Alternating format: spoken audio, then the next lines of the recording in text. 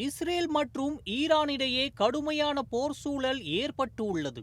இந்த நாடுகளுக்கு இடையே புவியியல் ரீதியாக எல்லைகளை இந்தியா பகிர்ந்து கொள்ளவில்லை என்றாலும் அந்த நாடுகளின் மோதல் இந்தியாவில் பெரும் தாக்கத்தை ஏற்படுத்தும் என்று கூறுகின்றனர் நிபுணர்கள். தற்போது இந்தியா இரு நாடுகளுக்கும் இடையே ஒரு பரஸ்பர நிலைப்பாட்டை கொண்டு இருக்கிறது. எந்த நாட்டுக்கும் ஆதரவாக இல்லை. இஸ்ரேல் மற்றும் ஈரான் மோதல் எதிரொலியாக இந்தியாவில் கச்சா எண்ணெய் இறக்குமதி பாதிக்கும். ஆகையால் பெட்ரோல், டீசல் விலை உயரும் அபாயம் ஏற்பட்டிருக்கிறது.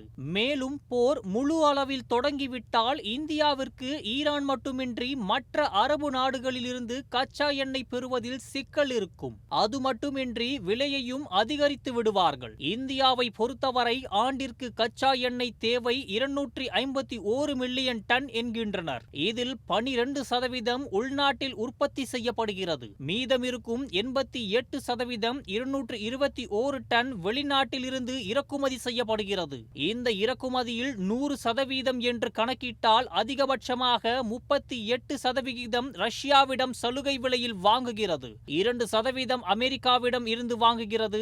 மீதமுள்ள 60% முழுவதும் அரபு நாடுகளிலிருந்து ஹார்முஸ் ஜலசந்தி வழியாக தான் இந்தியாவின் துறைமுகத்திற்கு இஸ்ரேல் நேற்று முன்தினம் ஈரானின் புஷேர் மாகாணம் கங்கனில் உள்ள எண்ணெய் சுத்திகரிப்பு நிலையம் மீது குண்டு வீசி தாக்குதல் நடத்தியதால் ஈரான் எண்ணெய் உற்பத்தியை பாதியாக குறைத்துள்ளது.